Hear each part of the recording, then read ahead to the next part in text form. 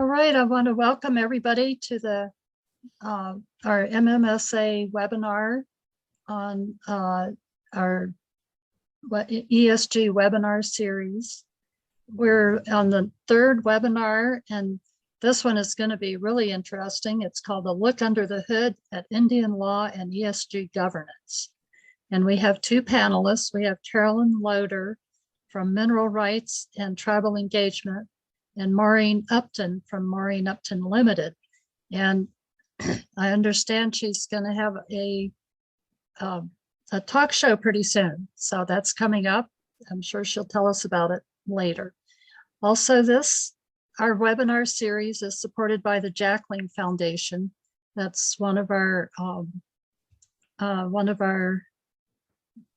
MMSA foundations. And at this point, I'll go ahead and turn it over to Curtis Clark, and Curtis will introduce our first speaker, Carolyn Loder. Hi, good afternoon, and thank you, Betty. Just a quick notice to people who have signed on or are tuning in. This session is being recorded. We record our webinars out of posterity and for future reference. My name is Curtis Clark. I serve in the capacity of chair of the QP Enhancement Committee of the MMSA. Carolyn Loder has enjoyed a long and varied career in the public and private sectors in mining, mineral rights, and tribal engagement in the United States. Trained as a lawyer specializing in Indian law, and with a master's degree in geography, she has advised transnational corporations, governments, and Aboriginal tribes, addressed the United Nations on Indigenous rights and the extractive industries, served on the Bureau of Land Management Resource Advisory Council for Arizona for 3 Secretaries of the Interior, chaired the New Mexico Mining Association Hall of Fame, and was the first female president of the California Mining Association. Carolyn has worked as a mining company executive and currently serves on the boards of publicly listed companies of the New York on the New York and the Toronto Stock Exchanges. She has been honored for service to industry by Women in Mining UK, the New Mexico Mining Association, and the Arizona Rock Products Association. Carolyn will provide her perspective on US Indian law, and particularly Section 106 of the National Historic Prevention Act. Maureen Upton holds 3 degrees as a philosopher, an economist, and a business manager, and speaks 3 languages. Over her 34-year career, she has worked for Wall Street bankers and investment funds, been an industry consultant, founded 2 international ESG consulting firms, and has advised global trade organizations, the World Gold Council, and the World Bank.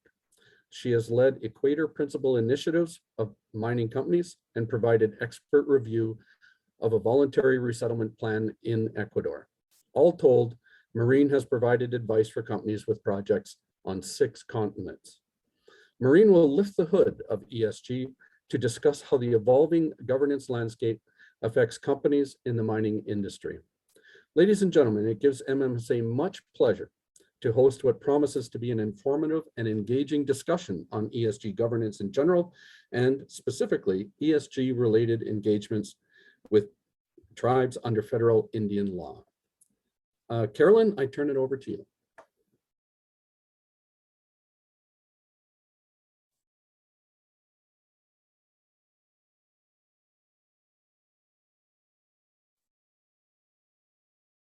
Have we lost Carolyn?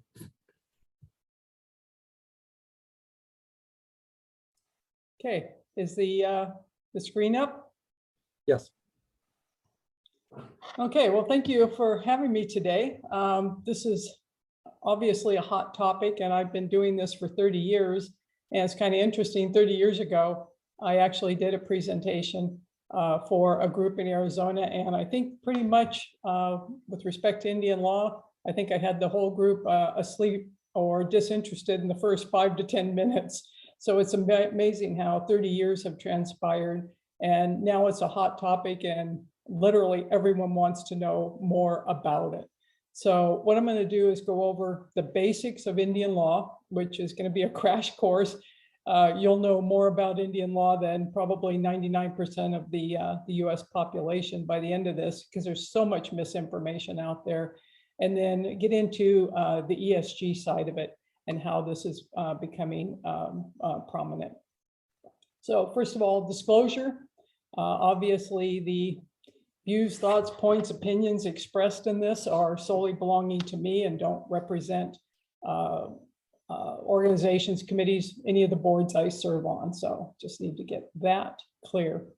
So what we're going to go over is we're going to go over the law, sovereignty, treaties, tribes, reservations. We're going to cover all this, tribal recognition, tribal governance versus reality.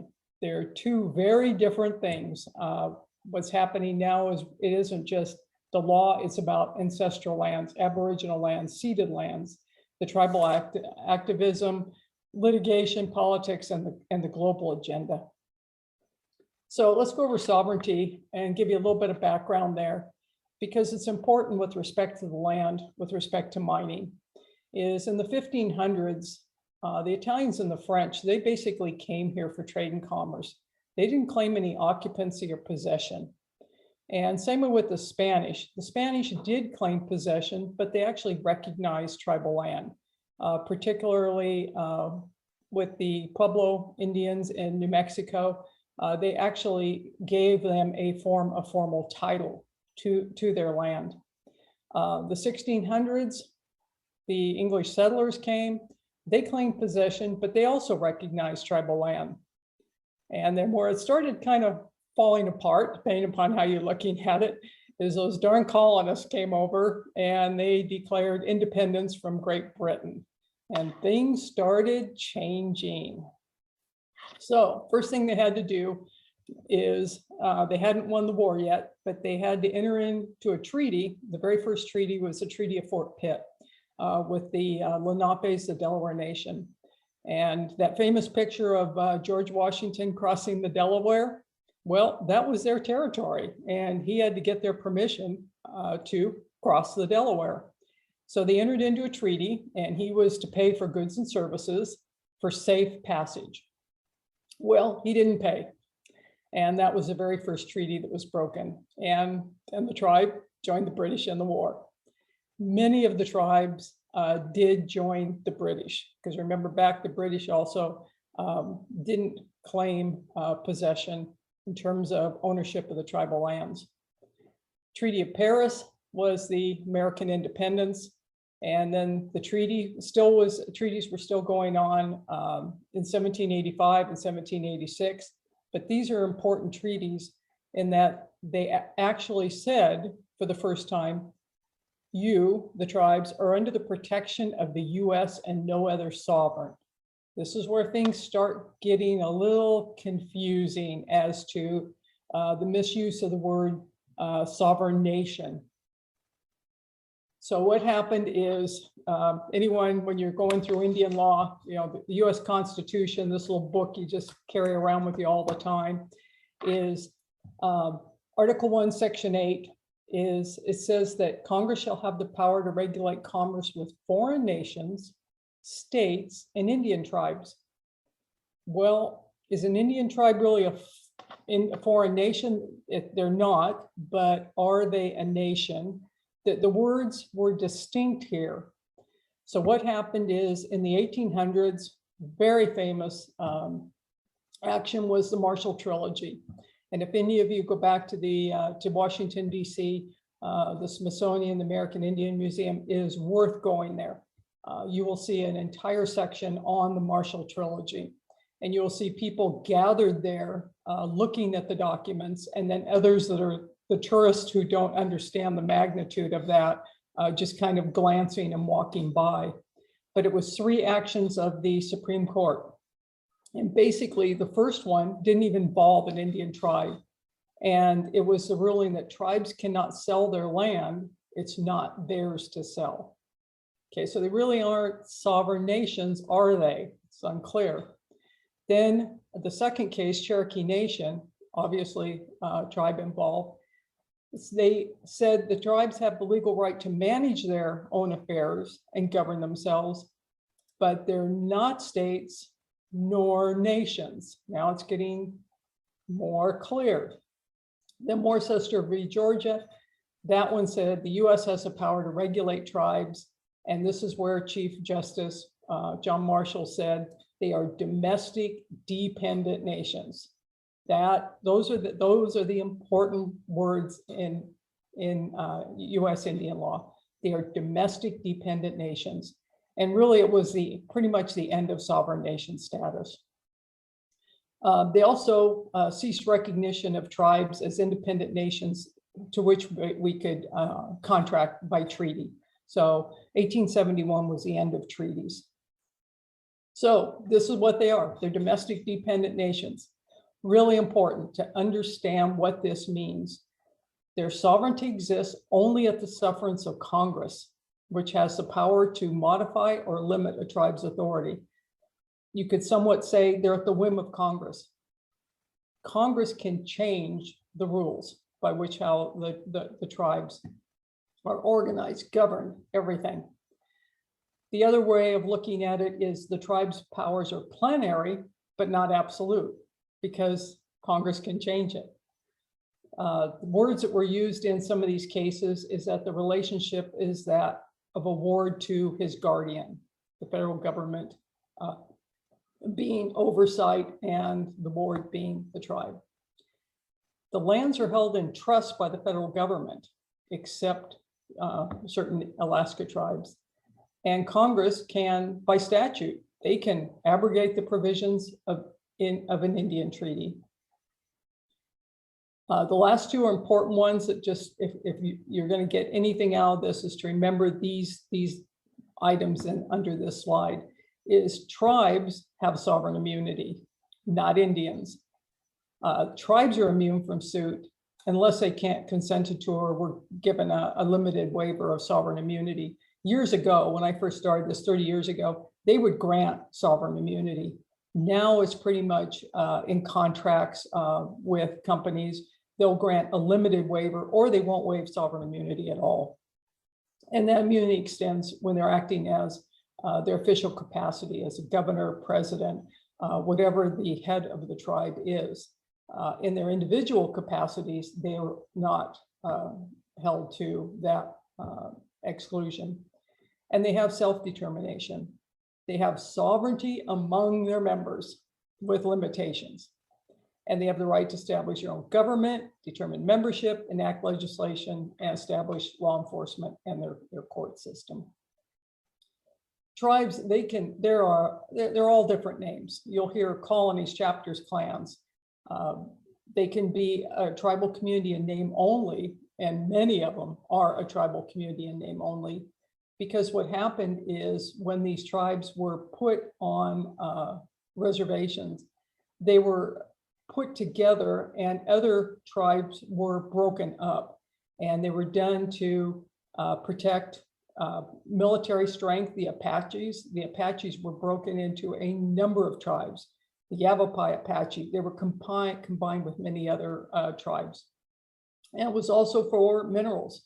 San Carlos Apache in Arizona, same thing. The Apaches, they're two very different groups, but they are still one tribe in terms of the eyes of the federal government.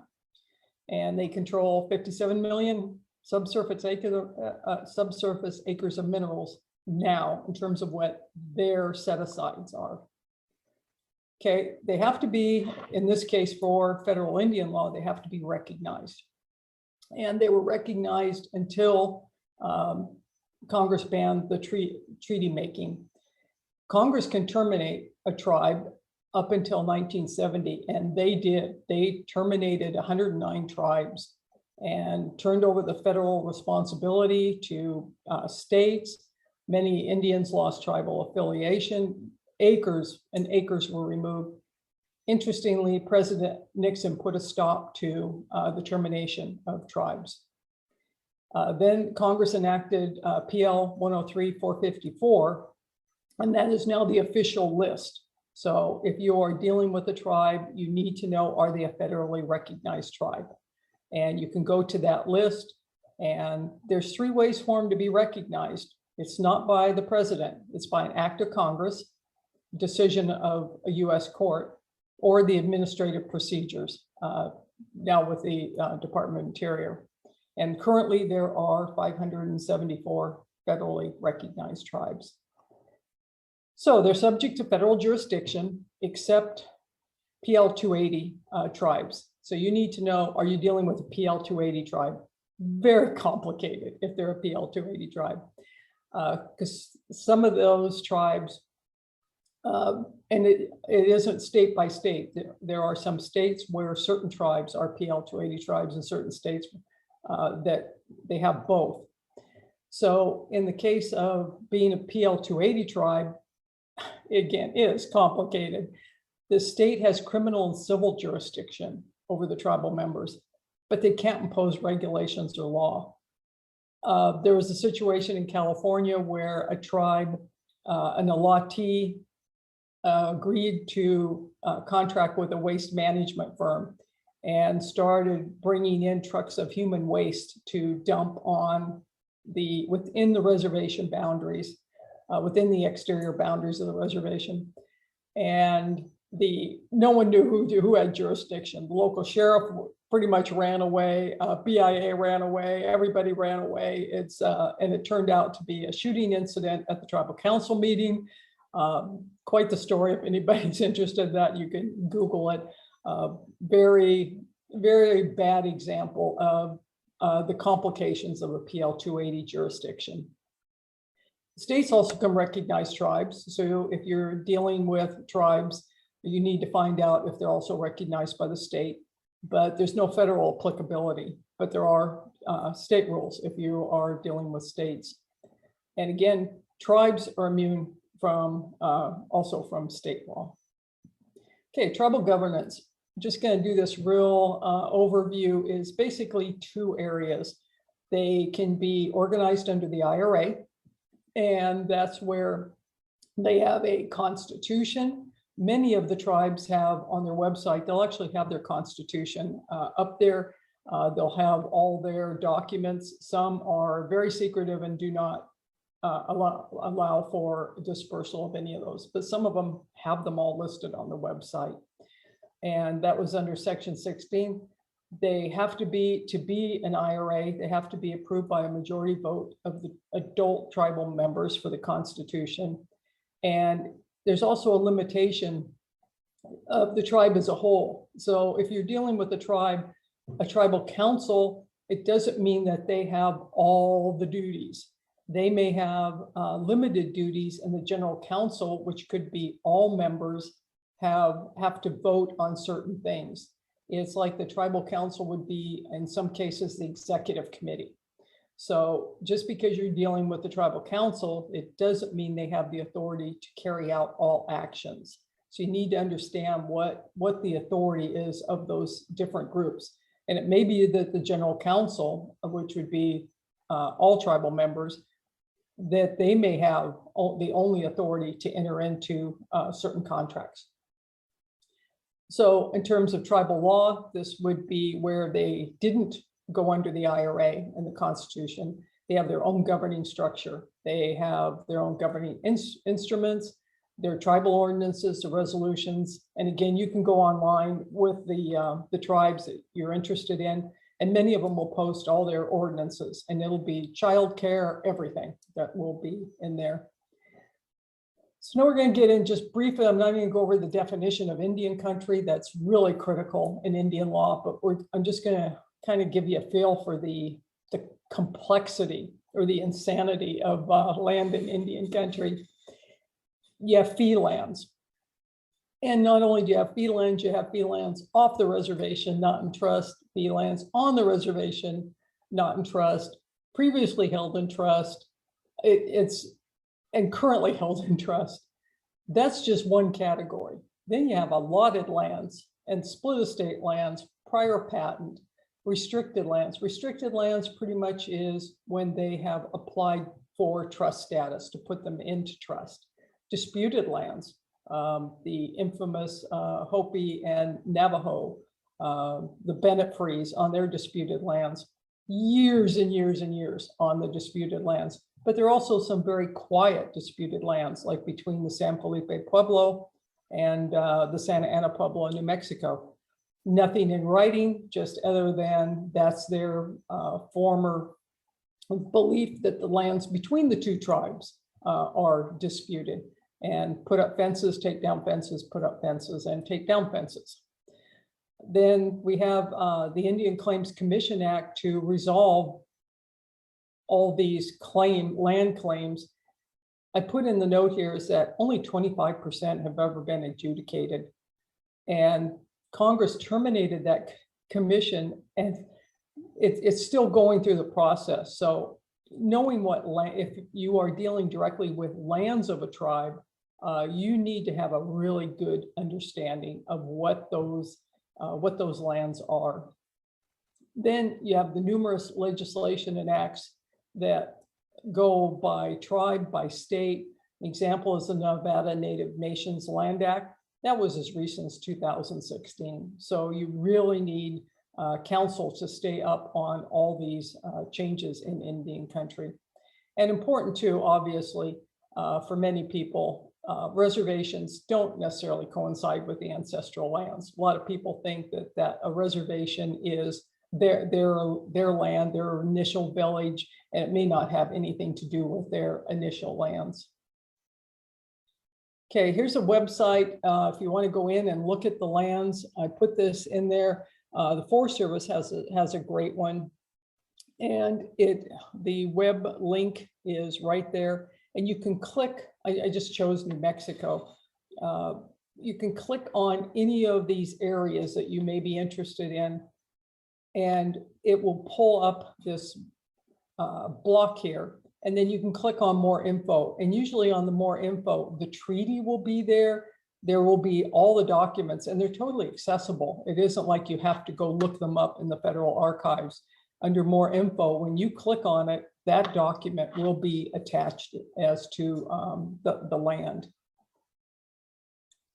Okay, then the other one that's used, Kepler and others, this is kind of the Bible in the background of what were the land claims originally, because now everybody, and you'll see another map shortly here, where the land claims are huge and overlapping. But these are the original documents that are filed with the Library of Congress, and the web link there is totally accessible. So you want to go in and look at what the original claims were by the tribes. So getting into consultation, this is a document. I wish there was an update. If anybody knows of an update, I would love to have it. This is a many-page document. It was done back in January of 2009 through the White House, and it's a list of every statute, order, regulation, rule, policy, manuals, protocols, and guidance. And it goes through the American Indian Religious Freedom Act, the Archaeological Resources Protection Act, NEPA, all the acts, they are all here. Antiquities Act, every one of them is in this document, and all the statutes. And as an example of how I say everything is here, it has IRS, because IRS has rules for Indian country. Every agency they have in this document. But to my knowledge, it hasn't been updated. But this is a great one to look at to just give you a basic of what all the acts are that were in place as of 2009, and the statutes. So I'm just going to cover two to get into consultation: the National Historic Preservation Act and the Indian Religious Freedom Restoration Act. The National Historic Preservation Act is the one everybody hears about, Section 106, consultation. But what's important here is, what does it really say?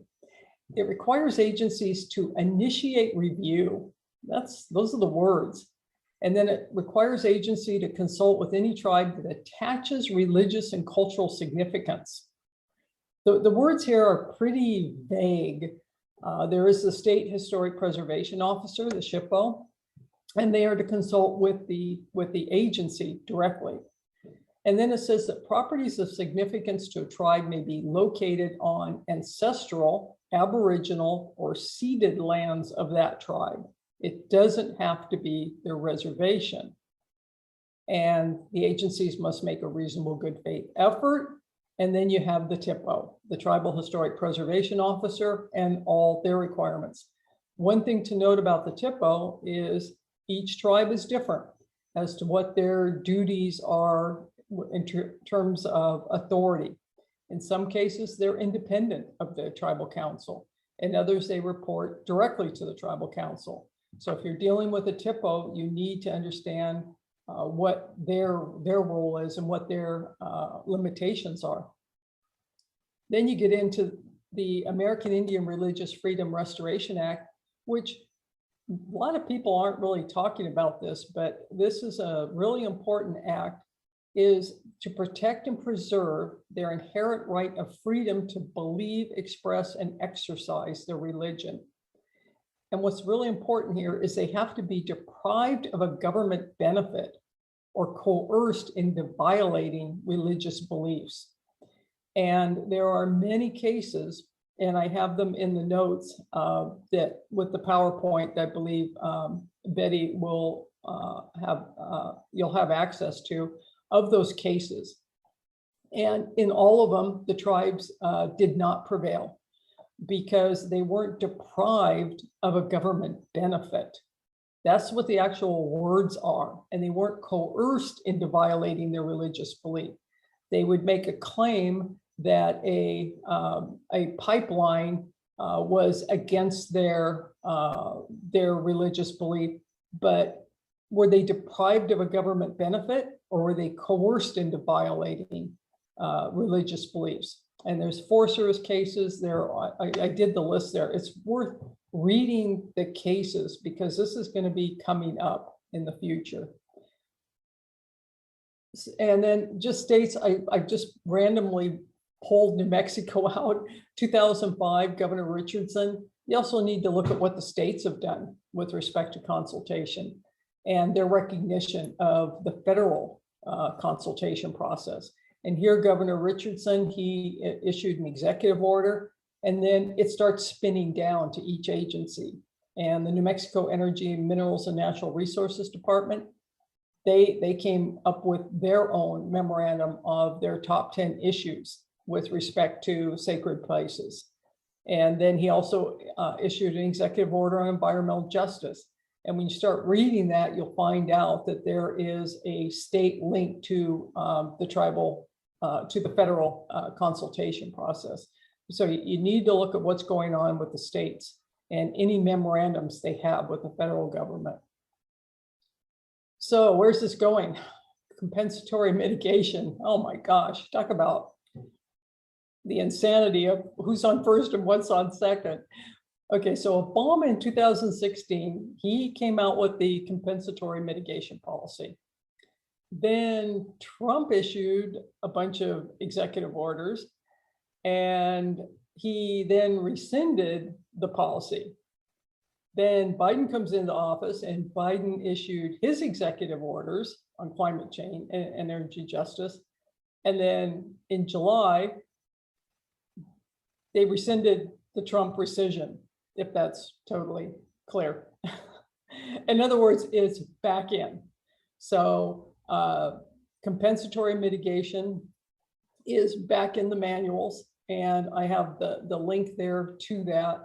And it's important to understand what that says in the manuals for compensatory mitigation. Because some people didn't realize it's back in, because it was confusing.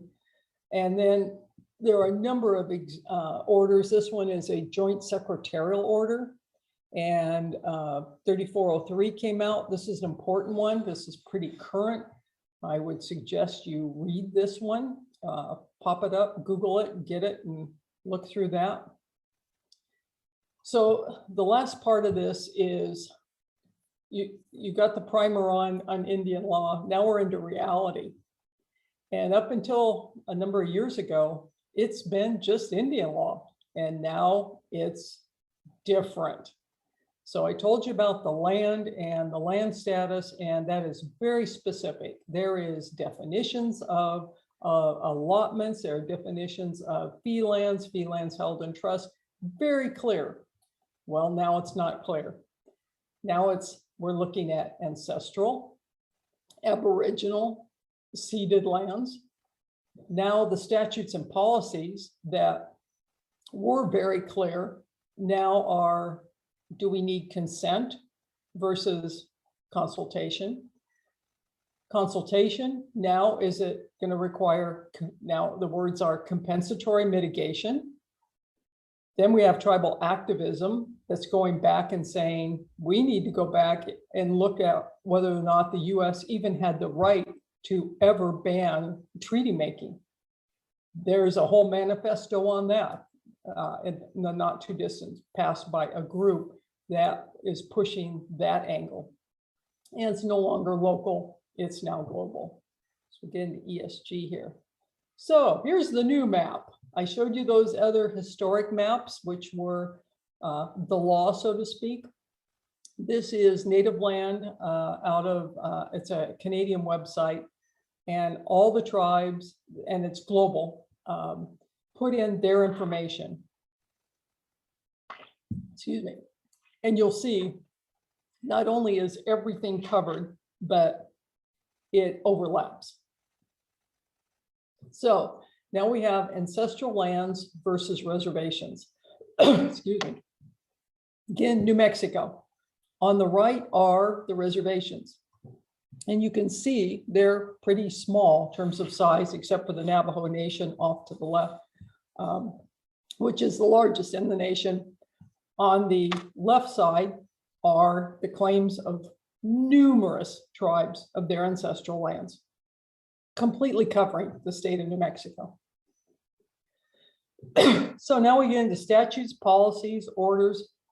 What is that? I mean, do they, everything that's been in place, do they really accord any real rights?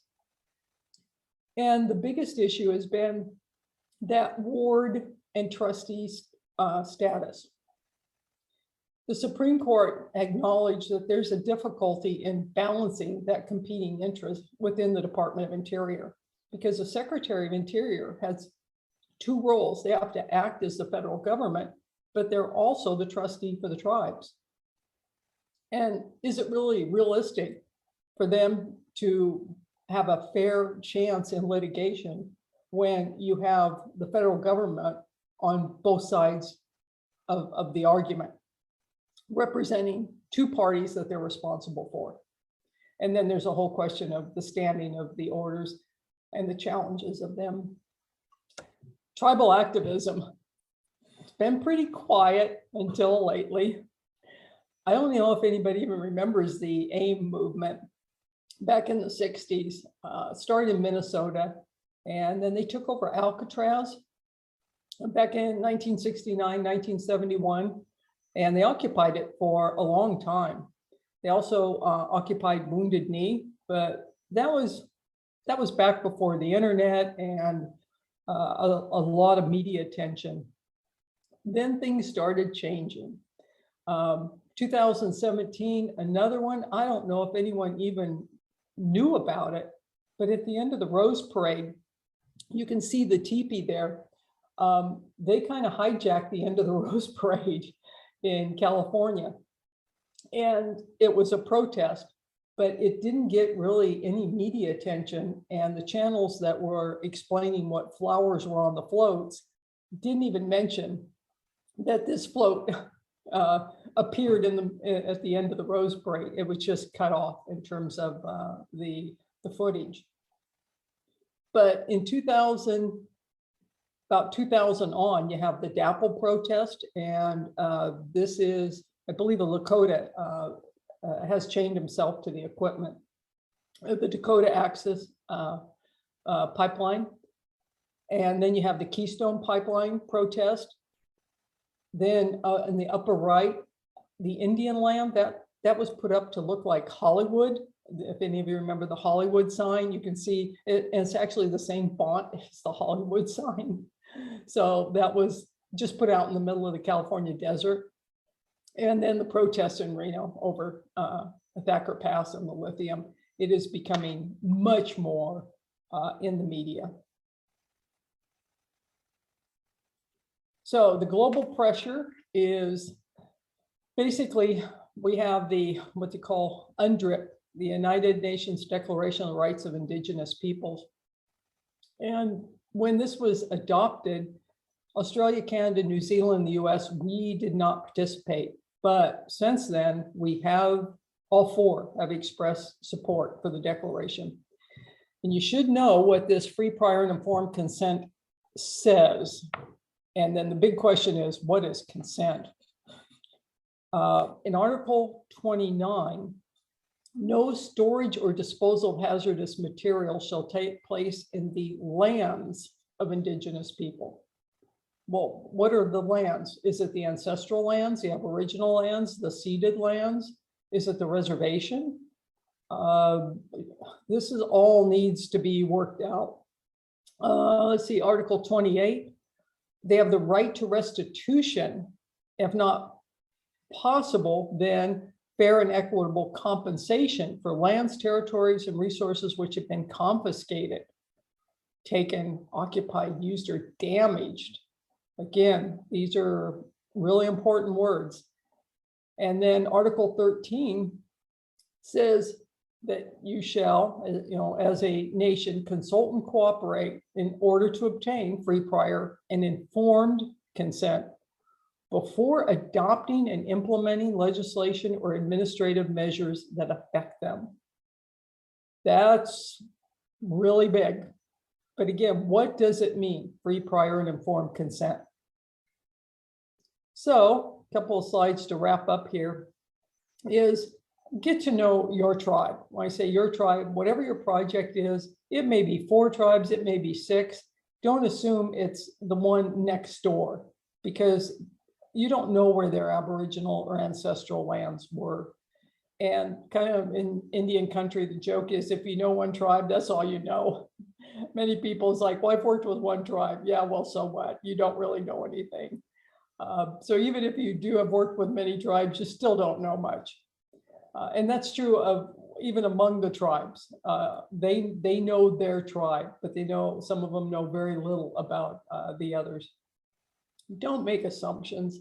There are so many things out there that people will say about tribes, about their status, they're sovereign nations. They just they hear words and they repeat them, and words are very powerful. It's just don't make assumptions. Unless you know the fact, don't say it.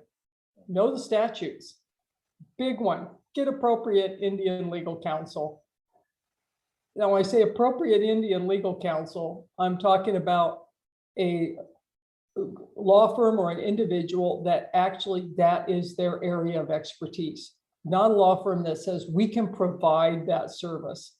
It's a big difference. And it's very difficult for many of the large law firms that handle many of the corporate side of mining. I know one in particular that tried to do an Indian law practice, and it was not successful. It just did not merge well with that particular law firm.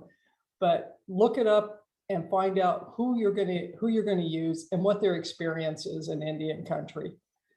And you need, in this day and age, you have to have an open mind. Those that are going in with not an open mind and just saying that everything is bad is not going to be successful. Is being open-minded to this. I kind of add it in the same way with don't give up. All sides are working through these tough, uncertain times. It really is. They're working through it too with the tribes. It goes both ways. And building relationships, I can't emphasize that enough, particularly in corporate America, it's so short term. People change, tribes don't change. The people in the tribes don't change, except by death. Corporate America will send a different person into each tribal council meeting. You have to build a relationship, and that's so important. It's very personal. It is very different, and you need to understand that difference. And so this is some questions to ponder. This was from a leader of a First Nations in Canada who made this statement. Will the benefits that come from mining be equitably shared among all parties? And that's really important, in that, particularly with mining companies and wanting to deal with tribes, is they'll say, here's all the economic benefits we're bringing, here's whatever it is, here's what we're doing environmentally, but is that going to be shared among the tribe? The benefits may be employment that the tribal members really aren't going to benefit from because they don't have that base of experience or ability to even assess what their tribal members are in terms of experience. And it's so basic is to say, we will hire tribal members, but they may not even have a database of what tribal members are looking for employment. They may have never put that together.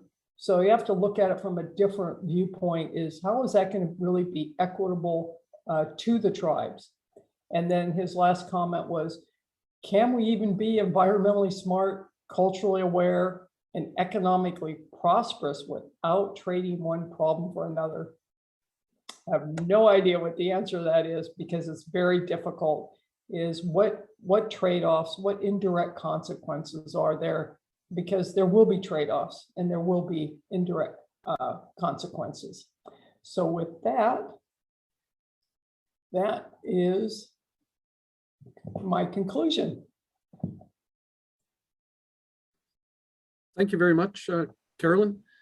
I think what we'll do for availability of time, let's move right. We'll save questions for your presentation and dialogue until after Maureen has had an opportunity to speak as well. So Maureen, would you like to just go ahead with your presentation? And you're on mute. There, now I am unmuted. Sure. Excellent. Okay. And while she's booting it up, Carolyn, thank you very much for a most informative discourse. And the history was exceptionally interesting, and the complexities of today in USA are really illuminating, and how the First Nations or Indian lands and rights are managed and administered and dealt with by all stakeholders.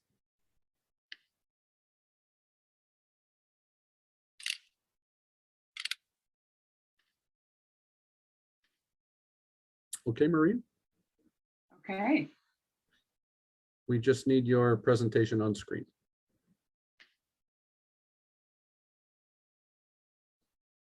And it's up. Great. Well, hello, I'm Maureen Upton. I'm excited to talk with you today about ESG governance. It's a timely subject. You can barely get through a few headlines in the media without seeing an ESG reference these days. So not only are ESG headlines proliferating, but so are the actual structures, agreements, and regulations which govern this rapidly expanding discipline.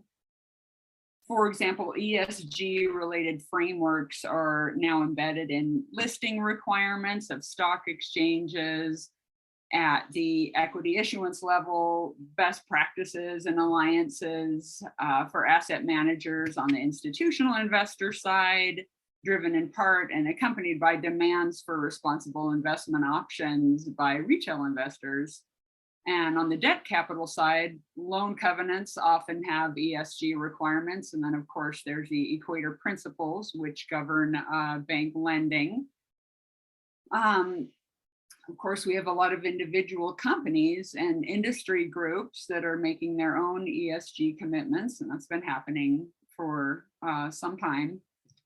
But what I think is really, instead of seeing this movement, this rapidly accelerating movement in terms of framework development as kind of an overwhelming list of boxes to check, I really feel like the ESG scrutiny can be embraced as an overdue introduction of rigor and data-driven analysis to a field which really has been historically rife with vague or overstated ESG performance claims, also known as greenwashing. We now have numerous tools to guide oversight and evaluation of company ESG goals and performance. However, not all frameworks are created equal, and I think boards as well as all stakeholders would be well served to take a close look at the agreements and commitments surrounding ESG, the actual impacts they might deliver, and their limitations. So let's take a look under the hood of ESG to learn about this evolving governance landscape and how it affects companies in the mining industry. So first, a bit of background on how I came some 32 years ago to what is now called ESG. Currently, I'm a member of this year's cohort of the corporate board bound program of the Women's Leadership Foundation, and have been a member of the Women Corporate Directors Foundation for the past 5 years. I serve on a mutual fund board, which oversees the exchange traded funds of a leading global active asset manager, previously having served on another board for the same asset manager from 2003 to 2005. I currently chair the Nominating Governance Committee, and I've served on nonprofit boards such as the Denver Metro Chamber Leadership Foundation, and then a public sector board within the Colorado Department of Public Health and Environment. Also, I am the producer and host of the upcoming podcast and YouTube channel Inside ESG, which looks at ESG through the lens of practitioners in the field and other stakeholders. I've been a consultant in the mining industry since 2006 and started this business after serving as Director of Communications and Public Affairs for Newmont Mining Corporation. That role was really my introduction to ESG in the mining sector. And I was brought in to help address major stakeholder relations and reputational issues stemming from environmental litigation. And many of you may remember this. I had regional responsibility for Asia Pacific, which included the litigation around the tailings placement, submarine tailings placement in Buyat Bay on North Sulawesi. The New York Times was doing a front page series on the issue. And when I first read one of the articles, I have to say, I thought twice about working in the industry. But this was a classic case of the need to look under the hood, or beyond the headlines in this case, since, as a colleague described, it's an environmental lawsuit that has nothing to do with the environment or the law. The case in which Newmont was acquitted was arguably a power struggle in Indonesian politics, with the mine caught in the crosshairs. And at first, I was surprised that Newmont had sought out my background to work on this situation, since I was basically coming fresh off of Wall Street for a number of years at Chase, and then after grad school to Goldman Sachs, and then a fintech startup in Silicon Valley looking to automate convertible arbitrage for hedge funds and bond dealers. But actually early in my career, as my resume indicated, I did have relevant experience. I worked on a crisis management engagement and at a large PR agency in New York City. And there I had an account with a US apparel manufacturer, which had come under criticism regarding working conditions at a Guatemalan factory where its products were made. So that was actually 32 years ago. And the dialogue around what we now call ESG has changed, I'd say, dramatically in some ways, yet in other ways, it's still closer to public relations than operational reality.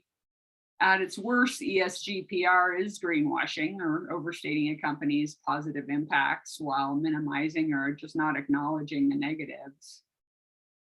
Fortunately, securities regulators around the world are cracking down on greenwashing, and as Bloomberg reported nearly a year ago, the Sustainable Finance Task Force at the International Organization of Securities Commissions whose members regulate more than 95% of the world's securities markets, described an urgent need for reliable sustainability disclosure standards. And in other ways, ESG governance has progressed significantly. We've seen really a tremendous and accelerating strides in ESG governance in the form of board oversight, industry governance by multi-stakeholder frameworks, and the requirements of capital providers.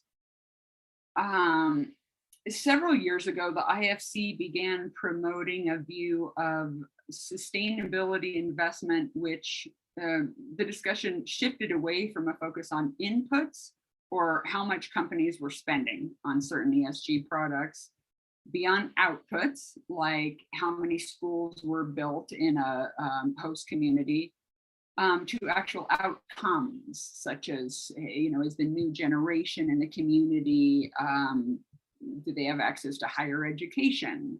Will they be earning higher wages, attaining management positions, or maybe becoming business owners? So outcomes as opposed to dollars spent, number of schools built, that type of data that is less meaningful than the outcomes.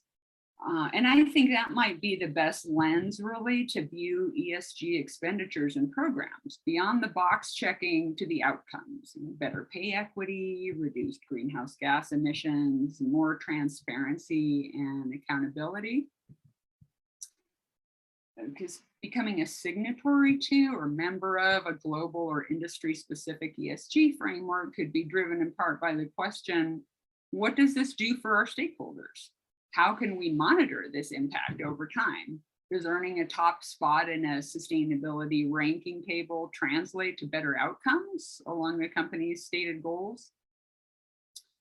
So when I was a member of the working group, which developed the conflict-free gold standard with the World Gold Council, the dialogue ended up extending to reach meetings in the OECD, the Club of Europe's wealthiest countries, which was developing the gold supplement to its due diligence guidance on responsible supply chains of minerals from conflict affected and high-risk areas.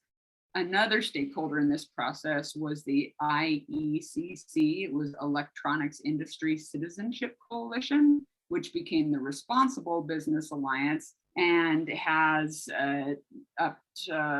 its members now include 200 electronics, retail, auto, and toy companies with combined annual revenues over 7.7 trillion. You can see this globe in the lower right of the slide.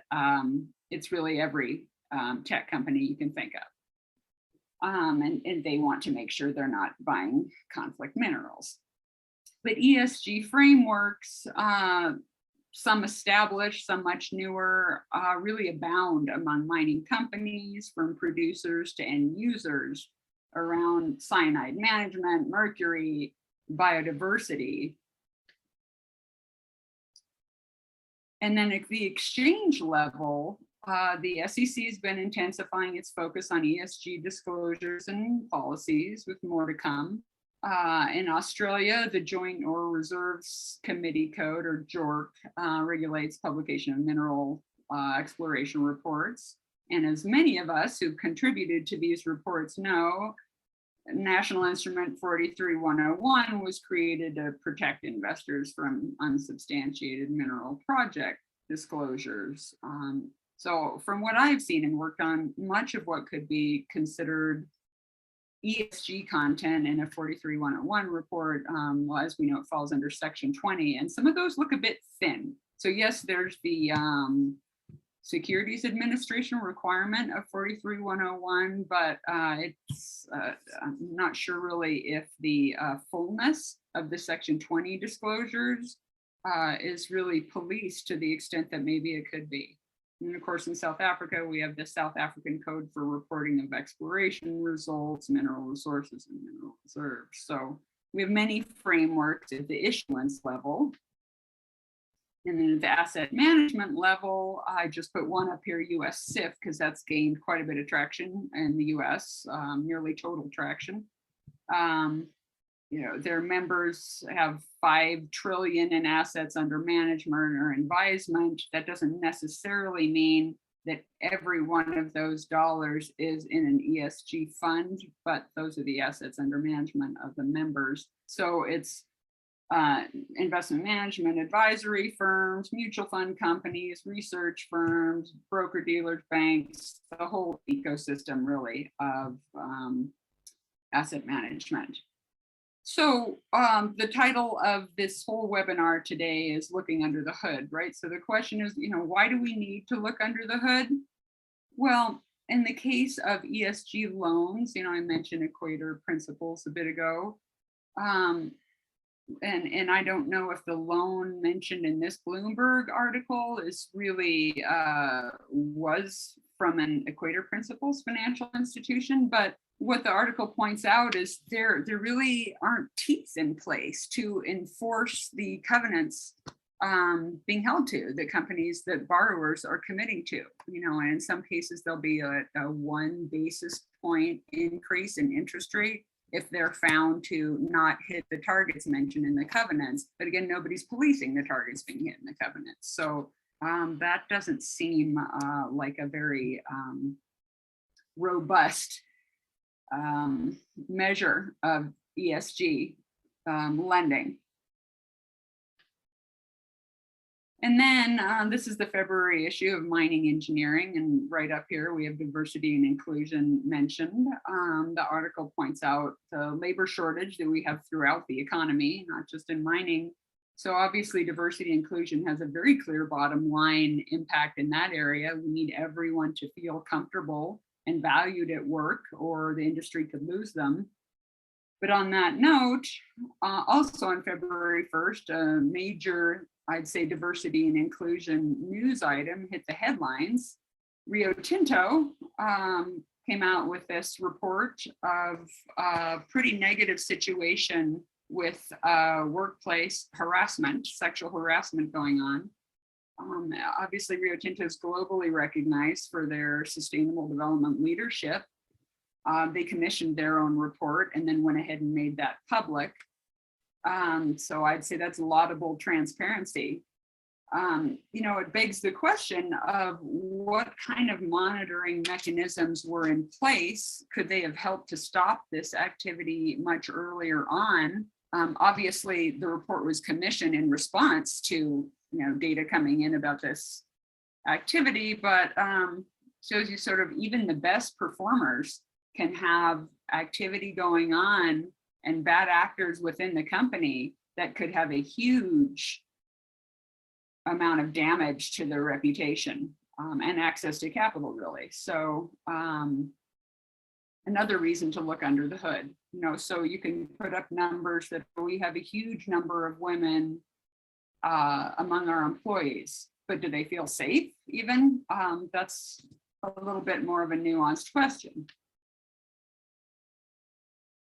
Okay, and then I mentioned earlier this same article about Bloomberg, and I remember conducting an Equator Principles gap analysis for a proposed lithium mine in Argentina, and it was very thorough, a very important step towards securing ESG debt financing, but that was just securing the loan, and actually it was in preparation for seeking out loans from Equator Principles financial institutions when it was needed later on in the project life. But then, of course, the question of the devil is in the details, right? What exactly are the covenants? Would they be replaced?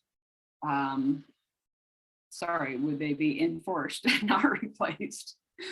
And so, going back to looking under the hood, been quite important, and especially for debt, I think, financing with the ESG label on it. It hasn't quite reached the sophistication of, I think, equity issuance.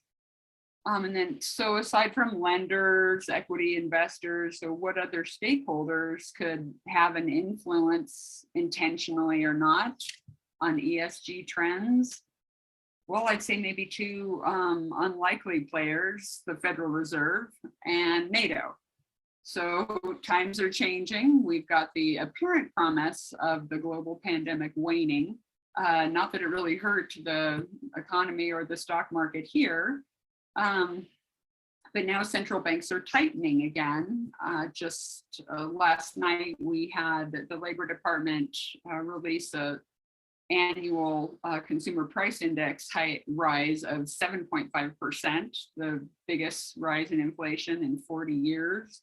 So markets are expecting, of course, an interest rate hike and at the Federal Reserve's meeting next month.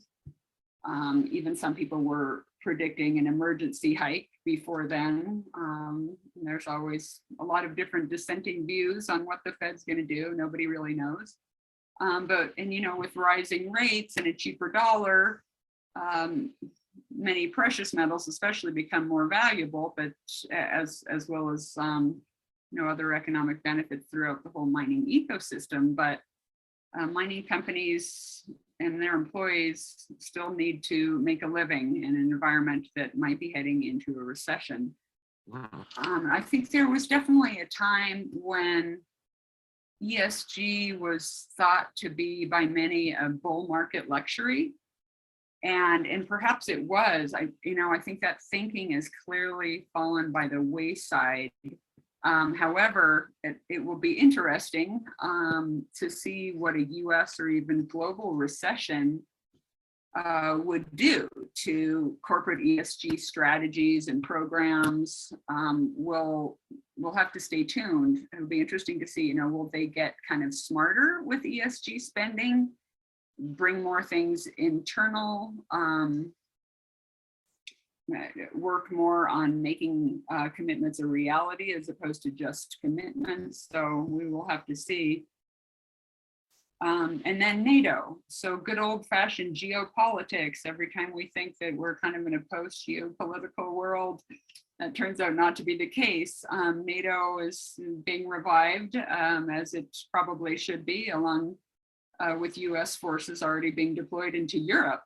Who would have thought? And now Secretary of State Blinken said just on Friday that the Russian invasion of Ukraine could begin at any time, including during the Olympics. So, a war in Europe with US troops on the ground is certainly a destabilizing force in global economics. And I really think it'll impact ESG activity.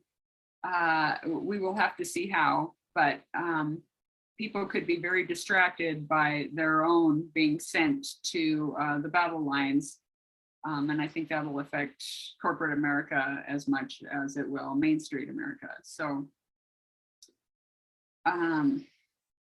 I think governance issues in ESG, they link closely to government, both national governments and global security alliances, and of course, multilateral governmental organizations such as the World Bank and IFC.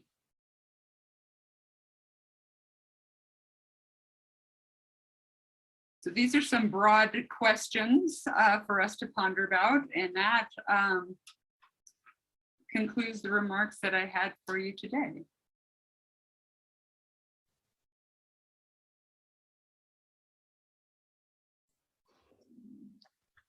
Thank you very much, Maureen. That was entirely interesting. Thank you for that. I think what I'd like to do is just open up the floor to anyone that has any questions. I see there are a couple of comments here, but I didn't see any questions coming through on the chat while you were speaking. If anyone on the webinar would like to just speak up verbally and pose a question, you're welcome to do it. Yeah, if you want to speak, you need to raise your hand. Oh, sorry. That's all right. We do have a couple of questions in the Q&A, so we'll go ahead and start with those. The first one is for Carolyn from Marco Carrasco. He's in Peru, by the way. He says, interaction with communities, especially communication in languages other than English, is this a difficulty during mine planning, execution, and closure? If so, how are they resolved? Yes, it's happened. Many of the tribal council meetings, in particular, are in their native language, and I participate in those. And they will tell me the information that they want me to know in English. So I have not had that issue with respect to language difficulties. It's just being patient and letting them talk through their native language. And then when they want me to know something, they will tell me. Yeah, so they don't do direct interpretation. They No. just work out what they want to do and then let you know. Correct. Ah, okay. And then we have a question from Maureen from Walter Winey. He says, do you have examples of common deficiencies in ESG content for section 20 of 43101 reports? I do. However, I think it would be sort of issuer shaming to call out specific examples. We could talk about it offline, or I would recommend that anybody just download a number of 43101 reports and look at section 20. And I think you'll see wide variability in the robustness of information. There, I've seen many times where there'd be these broad brush strokes put on social factors. I mean, the way section 20 is worded, it sounds mostly environmental, but you're also supposed to disclose social risk in the same area. And I felt that I think you'll see. We could talk about it offline, but I'm not going to name anybody. Okay, here's another one for Carolyn. This is from Debbie Strusacker. Thanks for the very informative presentation. What is the difference between ancestral, traditional, and Aboriginal lands? Are these synonyms or is there a legal distinction? Good question. No, there is not a legal definition, and I would caution you to use the correct word. Sometimes the words, and it depends on the tribe, Aboriginal may be offensive to some, so ancestral would be substituted for that. It is, the words are used to encompass all those lands and ceded lands, etc., that are not within the exterior boundaries of the reservation. So again, the terminology is really important to the particular tribe, which comes back to the point of, if you want to do business with the tribe, you need to know that tribe and know everything about them and where their concerns are with words in particular. And words are really, really important. You can misstep very quickly by using incorrect terminology with a tribe, and they won't say anything to you. But in the background, it'll be, you just made a big misstep stating a use of an offensive word.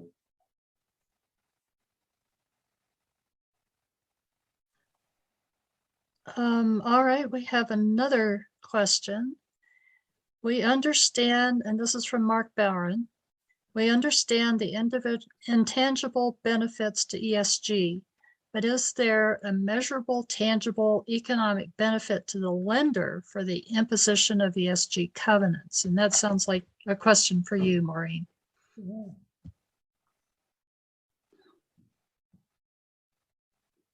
You'll need to unmute.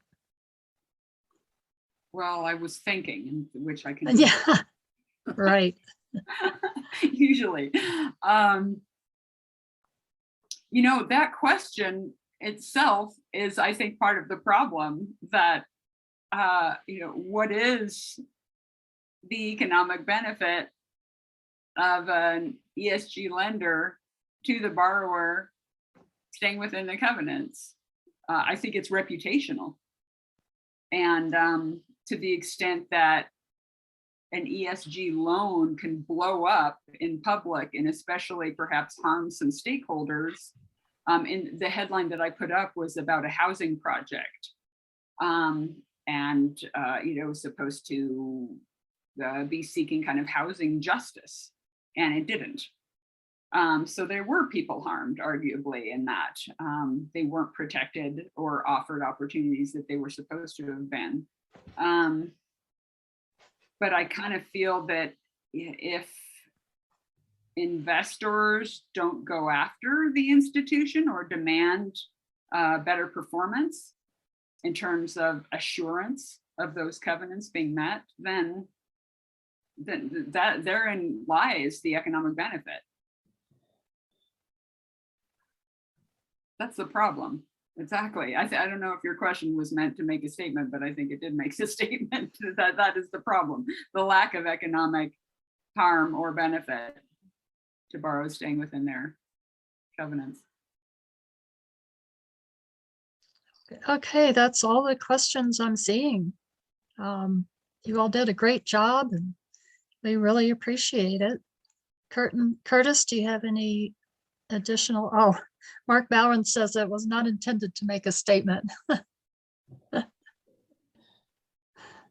Okay, well, it was an astute statement, even if not intended. Right. Curtis, do you have any final words?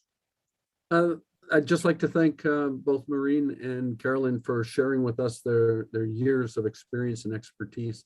That certainly helps us understand the issues under environmental, social, and governance, and this the specific areas of expertise that you both bring to it really helps our membership and our guests who have signed into this webinar today. So thank you again for assisting us in communicating with our constituency, and we look forward to the next webinar in our series.